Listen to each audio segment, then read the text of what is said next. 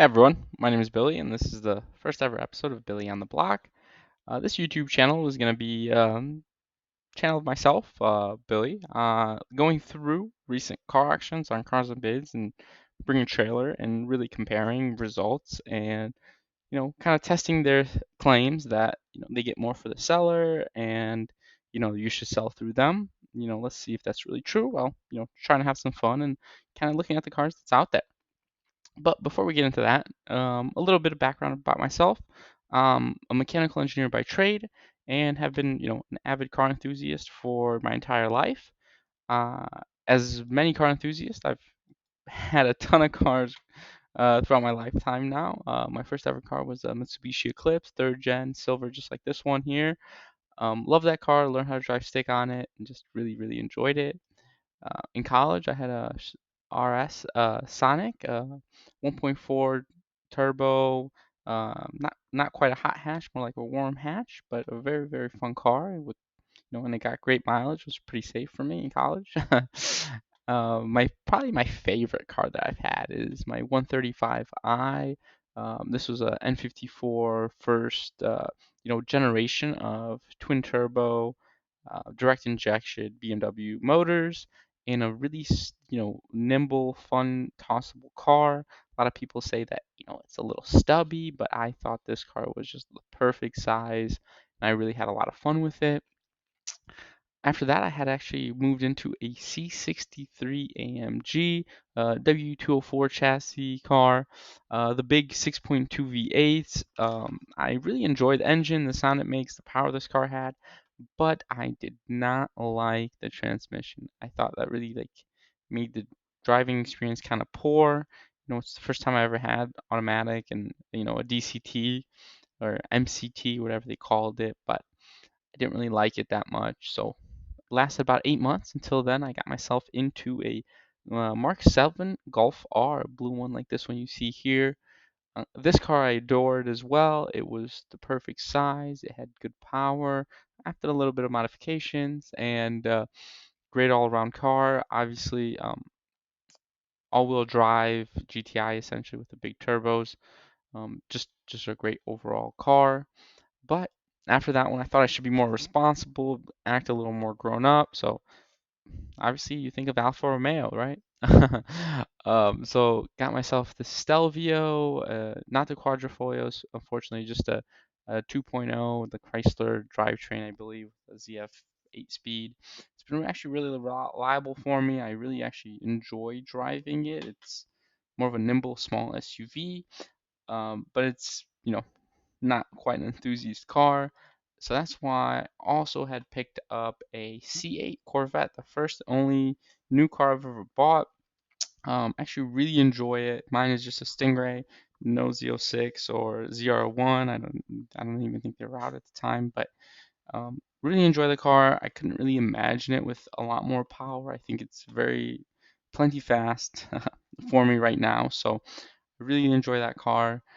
The only downside to those two cars is that they're both automatic. So I do also, and I actually just picked up Fiesta ST, a six-speed, uh, 1.6 turbo Fiesta ST that I really do enjoy.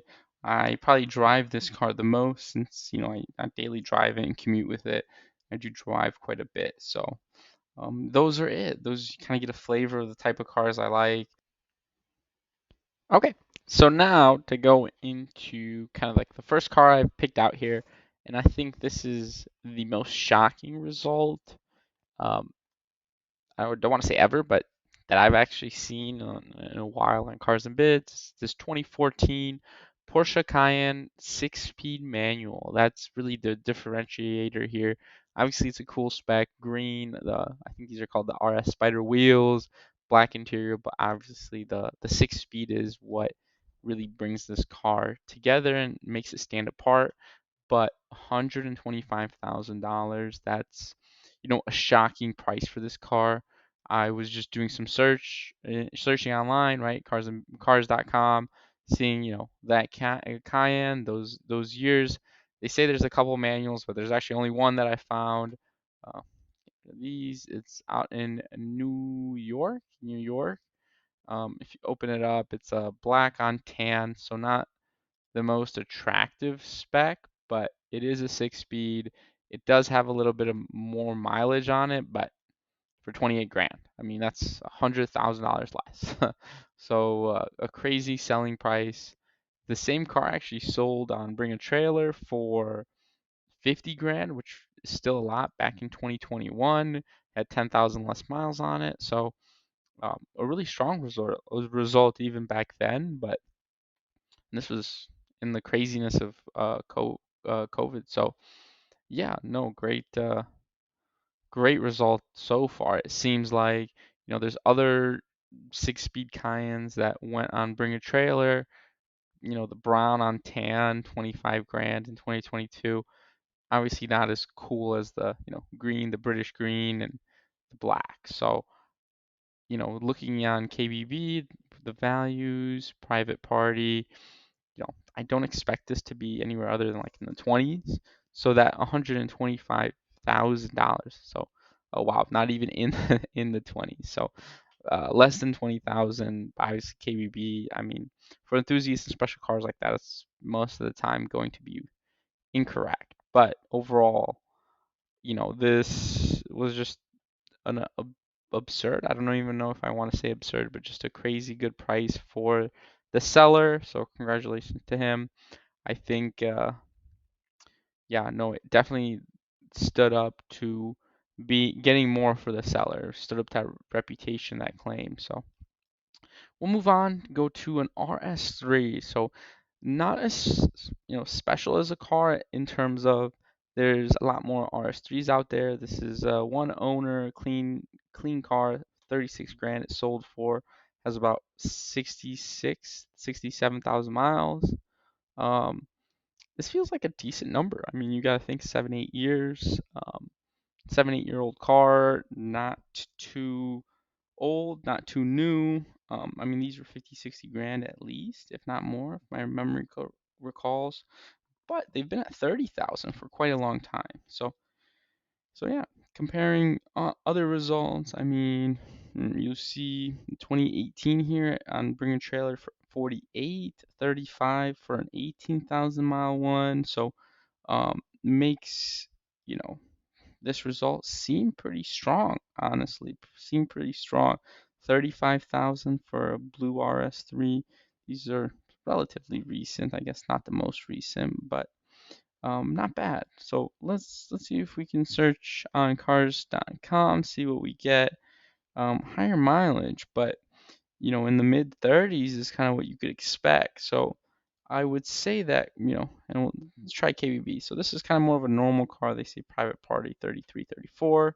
You know, they got 36. So I think a strong, well, I wouldn't, maybe not a strong result, but in line. I think they got what one would expect for this car. And obviously it is a more attainable car. You can see on cars.com that there's a lot of these out there. So um, good result. Nothing crazy, but what you would expect. Next car that I thought was really cool, a 6-speed Boxster S. So they say these are great driving cars. I've never driven one, so if anyone has any experience with these cars, I'd love to hear it. I think this is just a beautiful looking car, as well as many say it's just kind of like a better Miata, which is a good thing, is a bad thing. I think it's probably an excellent thing. This one got 47,000 on it. It's a Boxster S, which is a big difference. How many miles? 42,000 miles. So seems like a pretty good result. Let's see. I don't think the Carvana is working per se, but on KBB, about 38,000 for a Boxster S. So got significantly more than that, $10,000 more um, from Cars and Bids. Uh-oh. Oh, there it goes. Alrighty, now let's look at some results from Bring a Trailer. Uh, Boxster S, 43,000, 42K mile, very similar car. We got a little more for it. So, um, Cars and Biz doing well there.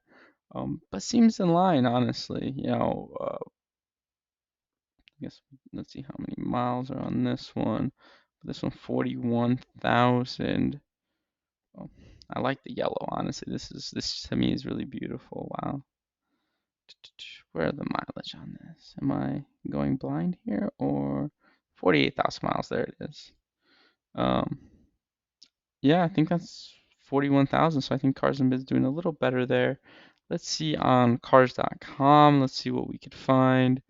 I filtered it out already, so it's 13, 14 Boxster S only, and about 40,000 miles. They're actually in the low 40s on cars.com. So um, I think this is a strong result. I actually got more than what one would have expected just listing it on the sites, or going private party. So I think overall a good good result here as well. Um, so I think we have a little bit of a trend that we're starting to pick up on where the more special cars, the more enthusiast cars seem to be doing more. And if they're not readily available, they seem to be doing better on, you know, cars and bids than on other places to sell, like like the Boxster and the Cayenne. They're relatively more difficult cars to find. Just like, we couldn't really find as many on the cars.com, right? So it seems to be a trend there. So we'll see. We'll kind of keep an eye on that, and we'll see if that kind of keeps staying true. Thanks for joining me on the very first episode, and we'll talk again soon. Thank you so much.